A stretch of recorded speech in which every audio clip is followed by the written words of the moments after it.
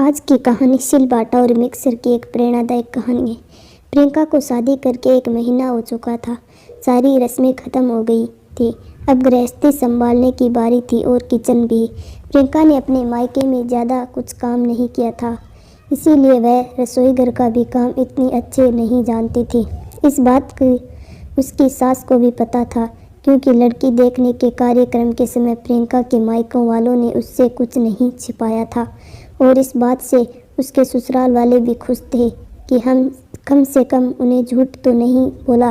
अपने बेटे के लिए प्रियंका पसंद आने की वजह से सास ने भी उसका साथ देते वे कहा था कि चिंता मत करो, जो तुम अपनी माँ से नहीं सीख पाई वो मैं तुम्हें सिखा दूंगी।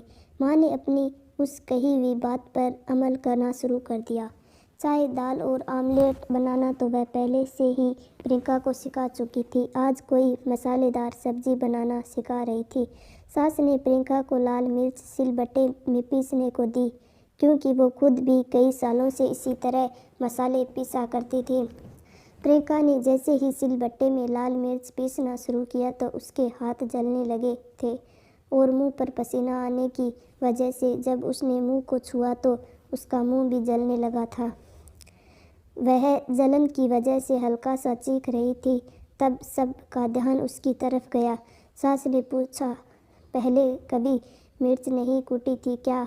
मिर्च कूटते समय हमेशा दस्ताने पहन? नहीं मम्मी जी, माँ ने कभी मिर्च पीसने को नहीं दी थी। हाँ, कभी कभार धनिया और अदरक पीस लेती थी, लेकिन जब भी मिर्च पीसने के लिए मैं मांगती तो माँ कहती थी कि तुम इससे दूर रहो, जलन होगी। प्रियंका बोली, ठीक है, कोई बात नहीं। अब अच्छे से हाथ और मुंह धो लो और थोड़ा घी लगा लो और साइड पर जाकर बैठ जाओ, थोड़ा आराम मिलेगा।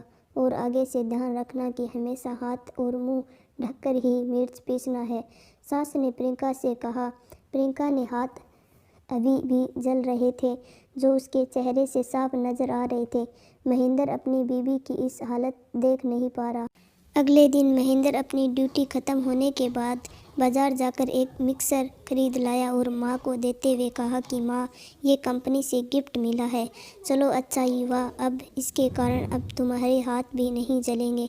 महेंद्र तिरछी नज़र से अपनी पत्नी को देख रहा था। उसकी ये हरकत माँ ने भी देख ली थी।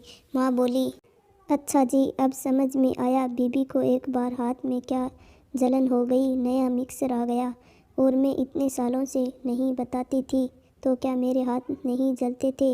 अरे भगवान, ये तो अच्छी बात है ना, मिक्सर नया घर में आया है तो सिर्फ तुम्हारी बहू थोड़ी इस्तेमाल करेगी, इसका फ़ायदा तो तुम्हें भी होगा ना। पिताजी ने बात को संभालने के लिए बीच में ही अपनी बीबी को चिढ़ाते हुए कहा। इसीलिए कहता हूँ माँ, अपनी तकलीफ़ें बताया करो, आप ही सोचो, अगर प्रियंका ने अपनी जलन छुपाई होती तो किसी को पता नहीं चलने दिया होता तो क्या आज इस घर में मिक्सर आ पाता?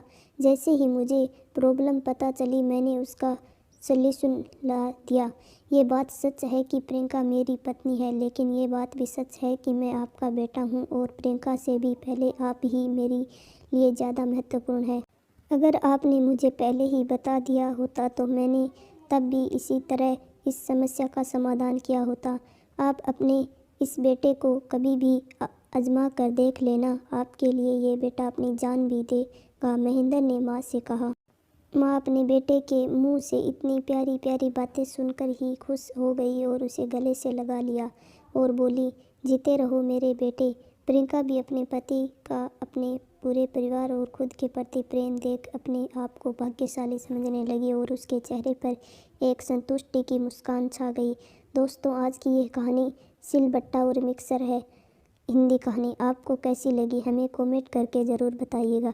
ऐसी ही नित नई कहानियों पढ़ने के लिए आप हमारे चैनल को सब्सक्राइब करें और वीडियो को लाइक और शेयर ज़रूर करें। धन्यवाद।